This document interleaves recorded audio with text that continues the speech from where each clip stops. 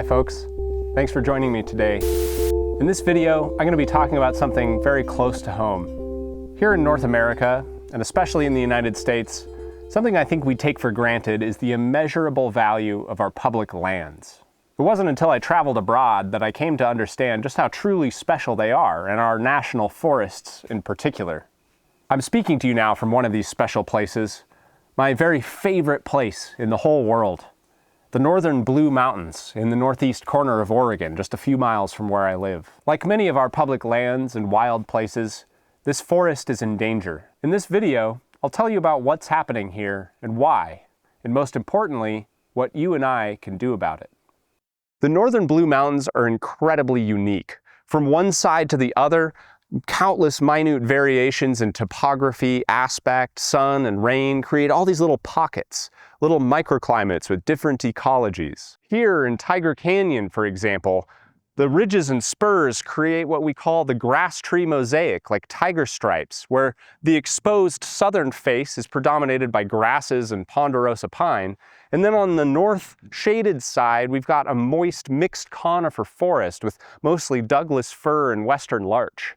Like much of the geology of the Columbia Plateau, the Blue Mountains were formed by flows of deep mantle magma that created hundreds of layers of dense basalt bedrock.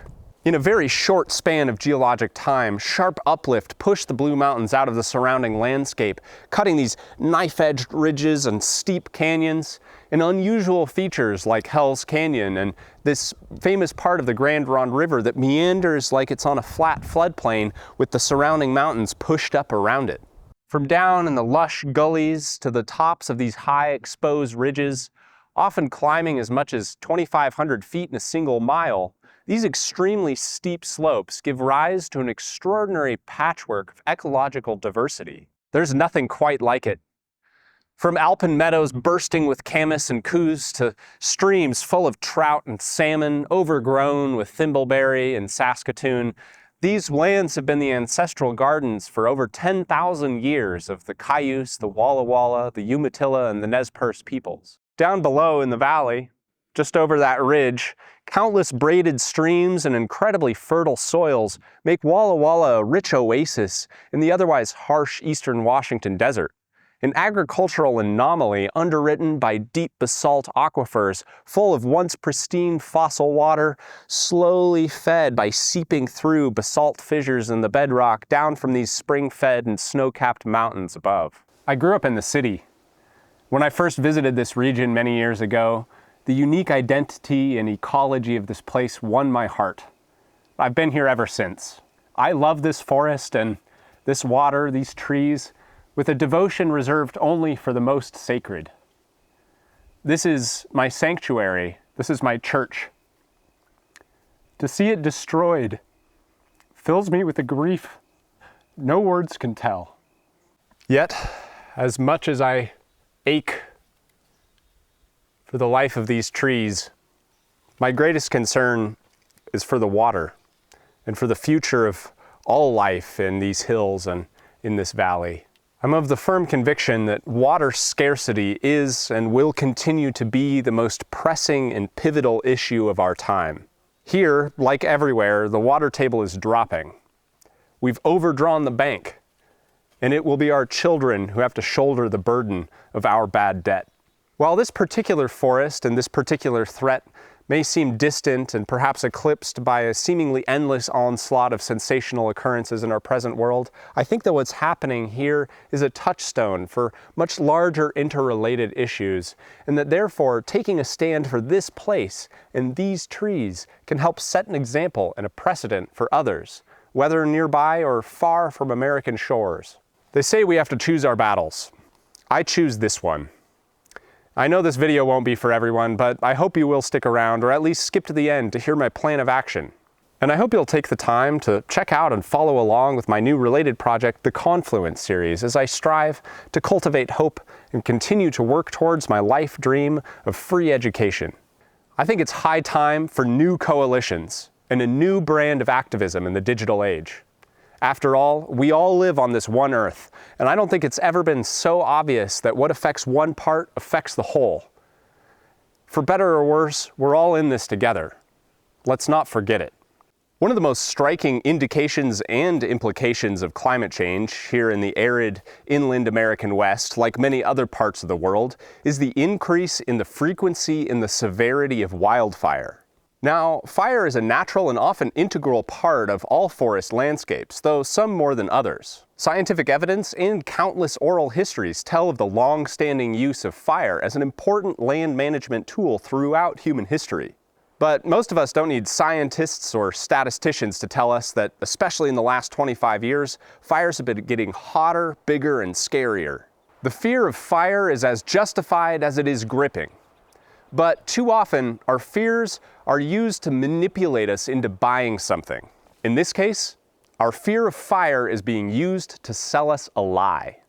A lie to justify the private extraction of public resources for profit at the cost of the destruction of one of the most precious and important resources we have for countering the phenomenon that's causing this increase in the severity of wildfire in the first place. Now, I want to make clear at the very outset that I really sympathize with the good folks at the U.S. Forest Service. I think many of them got into forestry because they love the forest, just like I do. They have a difficult mandate to balance the needs of industry while preserving the continued function of forest ecology.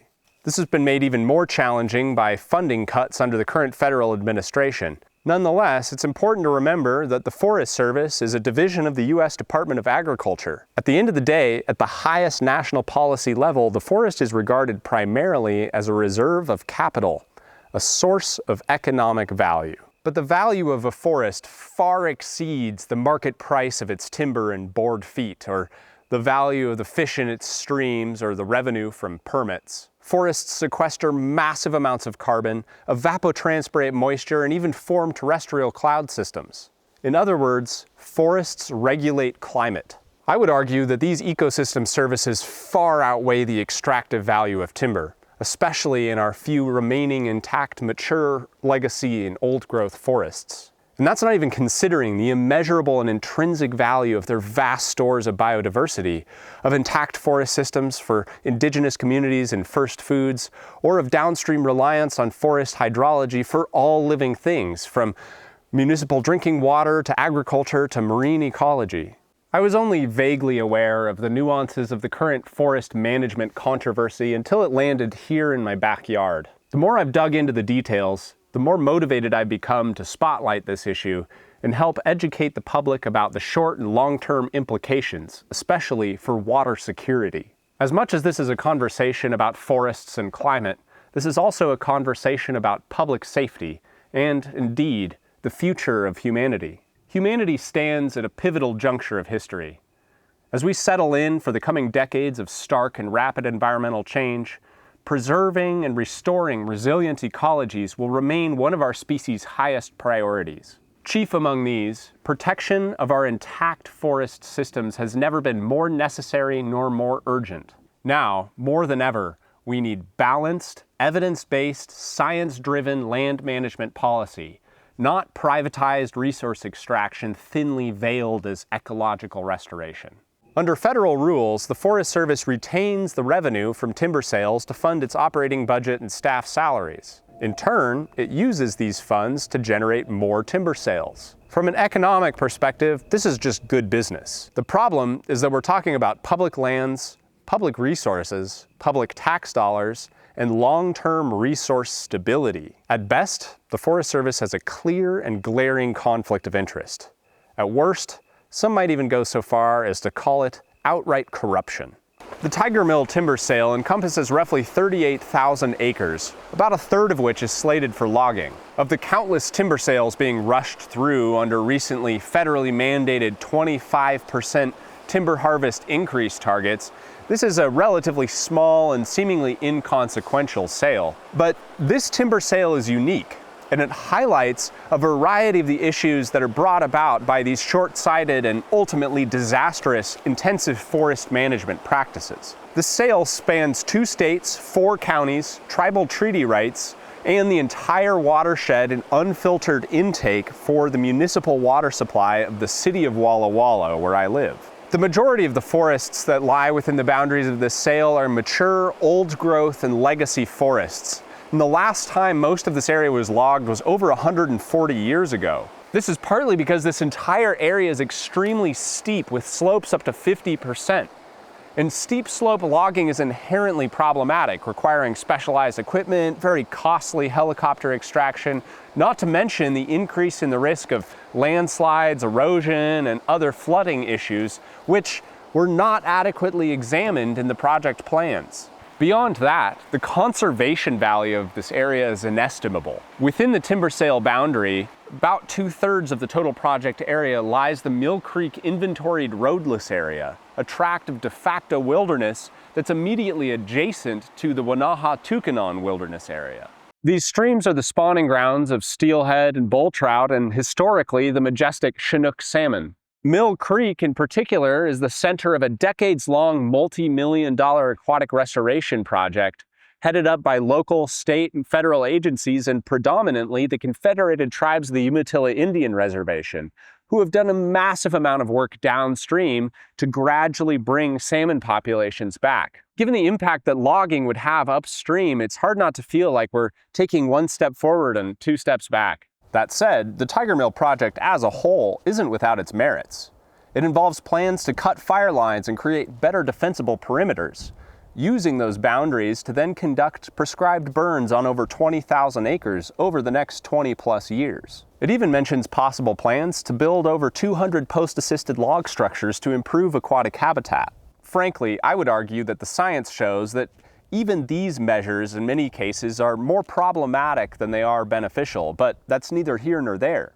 The problem is that none of these parts of the plan are actually funded, nor are they likely to be. Nor is there likely to be any money to pay for cleanup, water quality and forest health monitoring, or any of the much needed post-logging treatments that are going to be required over the next several decades. The only part that's sure to go through is the sale of the actual timber itself, which, when you look at the maps, is clearly just the most accessible, oldest, most valuable timber, and has nothing to do whatsoever with ecological restoration or fire management. The controlled burns and forest health treatments are purely a cover story for the auctioning of timber from our public forests to private companies who have no accountability for the damage that this could cause to downstream water users, not to mention all other forest life. Big logging projects like Tiger Mill are being sold as wildfire risk management. The Forest Service has convinced the city that logging is the only way to protect our municipal water supply from the effects of a severe fire. If we don't do something, they say, then this forest is going to burn badly. The reality is that the logging itself is actually a far greater risk. The entire justification for this timber sale, as laid out in the environmental assessment, is that logging will cause less damage than an uncharacteristic high-severity fire, and that removing forest carbon will reduce the damage that such a fire would cause. Now, the efficacy of so-called fuels reduction on fire severity is not well supported by the science nor the facts on the ground.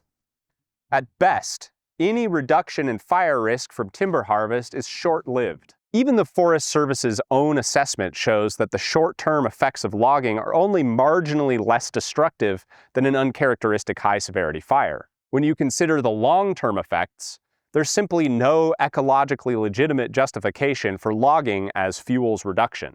But more than that, the agency's claims are never actually backed up by any real data on just how likely such an uncharacteristic high-severity fire actually is. Radiocarbon dating examining the historic high-intensity fire return interval in the Blue Mountains shows that the kind of fire we're talking about occurs here only once every 600 to about 1,000 years. Even with climate change, it doesn't take a statistician to tell you that the odds of a high-severity fire within the short span of the 15 years that this treatment is supposedly effective is a lot less likely than the guarantee of the logging itself.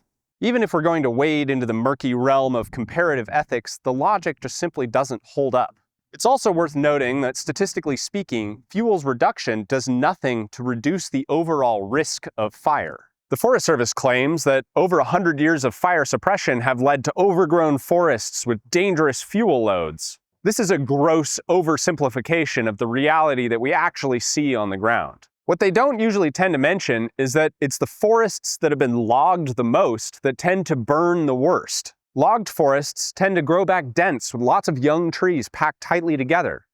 These trees are much more likely to die in a fire than fire-hardened old growth, and they're far more susceptible to attacks from insects and other ecological disturbances. Specifically, logging the mature, valuable older trees takes away forest canopy, which dries out the understory. Higher soil surface temperatures, higher water temperature, less snowpack retention, less water overall, faster overhead winds, more soil surface exposure, all create the perfect recipe for more extreme wildfire. It's a feedback cycle, one that takes a century of committed conservation to rectify. On the other hand, the science shows that mature, multi-aged, multi-strata, and old-growth forests, especially moist forests like these, have the longest fire return intervals, the lowest fire intensity, and the fastest possible fire recovery rates. Not only do one-size-fits-all blanket assumptions about fuels ignore what the science on the ground actually shows, but all too often, these assumptions are used to justify logging that only makes things worse, not better. Not only is forest ecology incredibly complex, but it's constantly changing. We have yet to adequately understand even the nuances of a single forest, let alone how our actions historically and in the future are going to shift that landscape and how it will respond. The question of best practices in forest management is extremely complex and it's extremely contentious. But if we're going to be reductivistic, we can definitely say that yes, some forests are overgrown, some forests need better management, namely those that have been repeatedly logged. The problem is that the forests that actually need thinning and active management aren't profitable. Forestry is incredibly laborious, and as it stands, the Forest Service relies on private contractors, namely logging companies, to do most of the actual work. So, if there's no money in it, there's no merchantable timber, then there's no deal. Beyond that, even if the Forest Service had all the funding and personnel in the world, the fact is that nothing can stop a severe wind-driven fire. The recent fires in LA made this painfully clear. More than fire suppression or fuels accumulation, climate change is the real culprit behind the increasing severity and intensity of wildfires. Increasing average temperatures, less snow, more rain, fewer but more intense precipitation events, longer dry spells, a higher number of hot, dry, windy summer days means that wildfire will continue to be an ever-present part of our forested landscapes. There's a growing consensus among both environmentalists and industry interests that fire suppression was never the answer, especially in dry forests, where fire is a much more prevalent and consistent part of the landscape and always has been. We need to learn to live with fire. Home hardening, defensible space, controlled burns, these are our tools for mitigating wildfire property damage. Yet when we talk about climate change, we rarely talk about how localized it is, or how much human land use is actually one of the leading causes. There is a direct correlation between deforestation, drought, and climate-driven megafires. Short of making it better, logging just makes everything worse. On the other hand, intact forests, and especially old growth, create cool, shady microclimates. They regulate, store, and release rain and snow, as well as atmospheric water vapor, draw down massive amounts of atmospheric carbon, and they harbor the most resilient ecologies for stabilizing and regulating terrestrial climate systems. However we learn to adapt to the changing circumstances around us, one thing is clear. We need to protect and preserve our mature forests. These are the most important safeguard we have, not just for mitigating climate change, but also for retaining the biodiversity that's our most precious resource for restoring the ecologies that have been disturbed or destroyed, whether by fire or over-extraction or drought or disease. Given increasing opposition to logging on public lands, the Forest Service and marketing experts employed by its industry partners have cooked up a dizzying euphemistic vocabulary to greenwash logging as ecological restoration, fuels reduction, or forest health treatments. Instead of logging, it's thinning. Instead of clear cutting, it's stand regeneration. Reading the agency website and project documents, even I've been comforted by the crafty language. But when you start really picking through the details of all this official sounding historic range of variation and equivalent clear-cut area thresholds, WEP cloud modeling, LiDAR analysis, you start to see a different picture come into focus. A contortion of data and distorted science carefully molded around a specific narrative with a clear purpose: to mislead the public into condoning privatized resource extraction for profit. This picture becomes all the more vivid when you get into the actual numbers. Now, I don't want to go too deep into the weeds here, and trust me, it's easy to fall down the rabbit hole, but I do want to highlight a couple of telling discrepancies. Bear with me. Let's take the word thinning, for example. The Forest Service never uses the word logging anymore. Commercial thinning means cutting trees over 10 inches in diameter, and non-commercial thinning means cutting trees less than 10 inches in diameter. It has nothing to do with whether or not those trees are to be sold. They'll say that a commercial thinning is followed by a secondary non-commercial thinning, but that's not the order in which timber harvest actually works. What they're talking about is heavy logging. The Tiger Mill Environmental Assessment defines thinning as a 58% basal area reduction. Now, let's compare that to the actual timber contract, which is the document that the logging company will be using to conduct their work. It defines prescriptions for each of the specific timber units, which clearly give the logging company broad discretion, usually between 60 to 70% basal area reduction. To understand this, first we need to understand this term basal area. Typically, basal area refers to the cross-sectional area of the timber at breast height.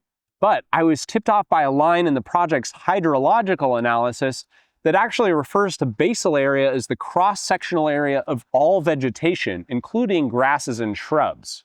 My guess is that this is related to the budding biomass industry, one of the worst examples of blatantly ironic greenwashing in the renewable energy industry. Since green convertible biomass can now be burned to generate electricity, it's a potentially profitable and supposedly renewable resource for extraction, subsidized by public investment in green energy. The main tools used for estimating basal areas, namely LiDAR and variable radius plots, specifically measure timber and ignore vegetation. Yet, the contract states that there is, in addition, within the sale area, an unestimated quantity of GRN-BIOCV, that's green convertible biomass, that shall be included timber upon written agreement. In other words, the total basal area as defined by the Forest Service is unestimated, and therefore any of the final results are ultimately at the utter discretion of the logging company.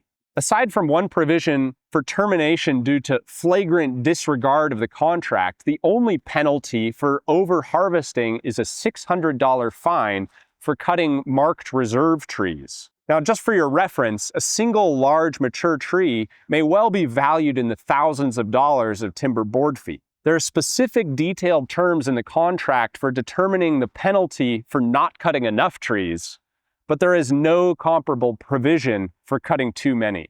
The only unambiguous term in the contract spelling out this so-called thinning says that the logger is required to leave the 3 largest trees per acre. This is the fine print that explains what we actually see on the ground when these ecological restoration thinning projects sure look an awful lot like clear cutting. Here are some photographs from nearby logging projects that were sold as commercial thinning, ecological restoration, forest health treatments, and fuels reduction. Meet the new logging, same as the old logging. This country was built on timber. I have no illusions about ending logging, and I've certainly bought my fair share of sawn logs. But let's call an axe an axe. If we're dead set on cutting down trees, let's at least not pretend like it's good for the forest. And maybe let's prioritize a few forests at least for things like drinking water and the survival of the human species over short-term private industry profits. The city of Walla Walla draws about 90% of its water from the Mill Creek watershed, just upriver here. The entirety of this watershed lies within the timber sale boundary. In the dry months, this flow slows to a trickle, and by the time it reaches town, it's barely flowing at all. So the city supplements by drawing from one of its 7 municipal wells. Meanwhile, the entire Walla Walla Valley relies on these same aquifers, from the countless farms that use them for irrigation to the tens of thousands of residents on wells outside of city limits, to countless different institutions and industries, including the hundreds of wineries that have led to Walla Walla's burgeoning tourism industry. Incidentally, it takes about 10 gallons of water to make 1 bottle of wine. Like most desirable places to live, Walla Walla is growing. More people means more demand on groundwater. Like everywhere, our water table is dropping. As the Californians who are fleeing here in droves could tell you, without water, we have nothing. To mitigate this issue, the city has started using aquifer storage and recovery, or ASR, to pump surface water underground during the rainy season for recovery during the dry months. Now that's all well and good. We won't get into the issue of agrochemical groundwater contamination in this video, except that even now, the city is struggling to keep up and divert enough surface water for ASR. That's because there's actually a pretty narrow window of the year when surface flow and water quality are suitable. Heavy precipitation events cause erosion, which leads to increased water turbidity. Here, during the wet season, Mill Creek turns into a chocolate milkshake, and you can't use that water for ASR without disastrous consequences for both drinking water and groundwater quality. So, you can see how if we're already facing water shortage issues now, it stands to get a lot worse in the future. One of the greatest ironies of the situation to me is the fact that the Mill Creek Municipal Watershed is one of the most heavily protected natural areas in the country. Under a joint agreement from 1918, the city of Walla Walla pays the Forest Service to monitor and patrol the perimeter. And aside from 1 elk hunt per year, it's completely closed to the public, and trespass carries a penalty of up to 6 months in jail. In large part, this is because the city of Walla Walla has no water filtration. For over 100 years, we've piped our drinking water straight off the mountain. Last fall, as part of their progressive movement towards sustainable forest management practices, the Forest Service started a controlled burn here in an adjacent canyon. Despite not having any rain in over 6 months, for some unforeseen reason, this fire got out of control and jumped the ridge over into the municipal watershed. A few $1 million of wildfire suppression later, the fire was stopped after only burning about 300 acres. Overall, it really wasn't a bad fire. Only about 1% of the total burn area burned with what we would call high severity. Personally, I see this as a testament to the fire resilience of this mature forest, as well as to the inherent risk of human error when implementing even the most well-intentioned plans. The city, of course, sees it differently. Further proof of the risk of uncharacteristic high-severity fire, and justification for more logging and tens of thousands of acres more prescribed burning in the municipal watershed. Meanwhile, in a panic over sediment from the resulting fire, the city filed a $50 million FEMA grant application for designing a water filtration facility. The funding pool for that grant was subsequently eliminated by executive order. It seems likely to me that regardless of what happens, we're eventually going to need water filtration, and it's probably going to be the residents and the taxpayers of the city of Walla Walla who have to cough up for its construction. But given their current stance, it's pretty obvious that the city leaders are really just hoping the Forest Service will solve the problem for them so that they don't have to. What they refuse to acknowledge is that not only is logging and prescribed fire not going to prevent the problems that a high-severity fire would cause, but these actions themselves are actually going to cause the same problems: sedimentation, turbidity, erosion, landslides, floods, and most importantly, drought and long-term impacts to our overall water supply. To me, this makes about as much sense as cutting off your hand to avoid breaking a nail.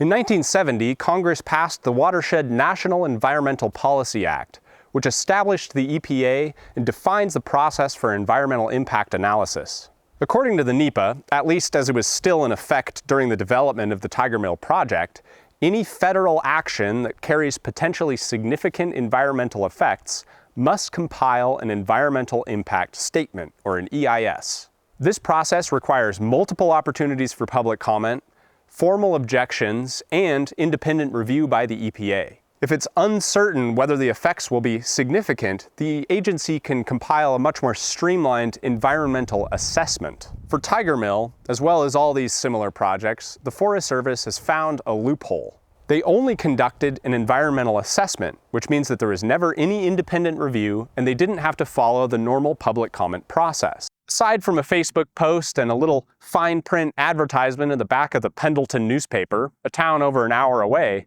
the public was never actually given any notice or opportunity to have any say or weigh in on a decision to log in our municipal watershed, a decision which clearly affects every resident and business in this valley.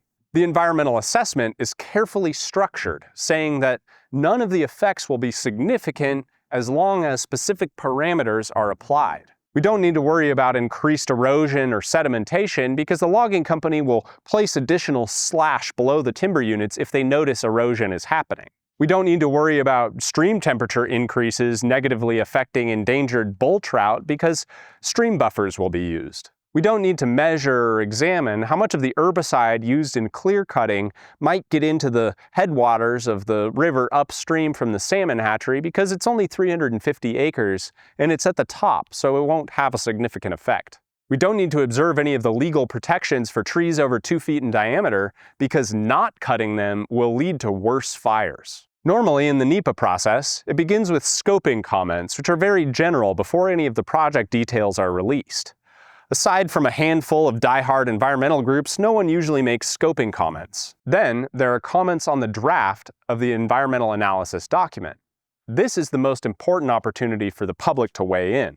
For Tiger Mill and other similar projects, they're using a combined scoping and public comment period before any of the draft documents are available. Then, you move on to objections, but you can only file objections if you've previously participated in the process. Not only was this plan rushed through with almost no public awareness whatsoever, the public was never actually given a legitimate opportunity for our voices to be heard. The handful of individuals and environmental groups who did file formal objections were duly ignored, and the district ranger filed a finding of no significant impact, or FONSI, and issued a final decision in February of this year. Aside from city and federal employees and one lone concerned resident, I haven't met a single person in Walla Walla who was even aware that this was happening. This is the same loophole that the agency has used to fast-track countless other logging projects with little to no accountability or oversight. One might even call it a FONSI scheme. The finding of no significant impact is indefensible. Even a cursory examination of the possible risks makes this painfully clear. For one thing, the environmental assessment never examined how logging exacerbates flood risk. If we're panicking about fires, shouldn't we also consider high water events? In my 16 years here in Walla Walla, I've seen 3 so-called 100-year flood events. In 2020, I saw firsthand as my friends' houses were swept away, roads and bridges were ripped out, and landslides filled the canyons with rubble. The floods in 1996 were even worse. The last time the same area was logged, back in 1879 and 1880, there was a flood. And without trees to hold the steep slopes in place, a massive landslide took out the timber flume, the sawmill, and the worker camp. Today, in exactly the same place, below exactly the same timber units, whole residential communities face the same fate. But my greatest concern is for water security. I couldn't put it any better than the Forest Service's own project documents. The hydrology analysis states, changes in forested stand and canopy density caused by harvest, fire, or insect and disease can change the distribution of the snowpack, increase the rate of melt of the snowpack, and cause the timing of the melt to be earlier. These factors may lead to changes in peak flows. In addition, reduction of stocking density reduces the overall vegetative use of water, and in peak flows have the potential to destabilize channels, causing increased erosion and sedimentation in channels. Changes in these parameters would be of concern for aquatic habitat and biota, downstream water users, and for channel morphology. It goes on to explain that the hydrologic recovery takes between 12 and 33 years, though the supposed fuel reduction benefits only last about 15 to 20 years before more active management is needed. Now, compare that with the project's climate change analysis. Quote, projected changes in temperature, precipitation, and disturbance regimes will impact hydrologic processes in the project area. Increasing temperatures will result in shifts in precipitation from snow to rain, and watersheds like those in the project area that currently have mixed rain and snow precipitation regimes are more sensitive to these changes. This will also lead to increasing risks from flooding driven by winter rain events, including rain-on-snow events. With increasing atmospheric and ocean temperatures, atmospheric rivers and rain events will become more intense, delivering more precipitation per system, though there may be longer dry periods between the storms.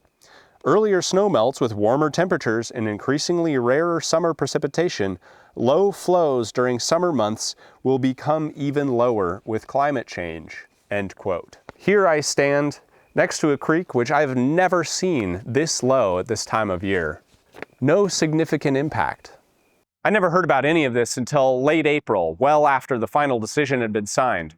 Since then, I've been doing everything I can to push for more public accountability, independent analysis, risk preparedness and assessment, and an actual environmental impact statement.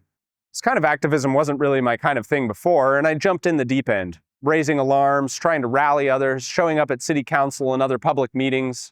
Logging the Mill Creek watershed will harm the short-term quality and the long-term quantity and stability of Walla Walla's municipal water. Folks around here aren't really that used to very much public engagement, and to some degree, it's actually been working. Though they never actually published my letters to the editor, the local paper did put it on the front page. More awareness has led to more local opposition and public outcry. After hundreds of emails and dozens of public comments, the markedly flaccid Walla Walla City Council has been compelled to go to significant lengths to stall and avoid having to formally discuss or decide on the issue. I am moving to untable my motion of 2 weeks ago to put on the active agenda a discussion of the Tiger Mill and to allow the council to take action. And I'm hearing that maybe after we've gone up and looked at the watershed, is that a commitment, Councilmember Moss? It's a commitment on my part to learn a lot more about the situation. That doesn't really answer my question. My commitment. I'm sorry? I didn't answer your question directly, but that's my commitment at a later time. See, I think that the visit is just a delay tactic. I don't understand why we have to go out, meet with the Forest Service to look at it before we can maybe have a discussion. But we could do it in the form of like a town hall where representatives for the Forest Service would be there. People could ask questions. The town hall, as a suggestion, is not germane in my mind. This is a congressional issue. There will be elections in 2026. I don't get to choose. They even went as far as to ask the Forest Service to take them on a series of tours. The ranger took them to a totally unrelated logging project in a totally different area. Everyone deserves a firm pat on the back for that one. More importantly, the City Council has finally acquiesced our repeated requests for a public town hall meeting with both city leadership and the Forest Service to discuss our concerns about this issue.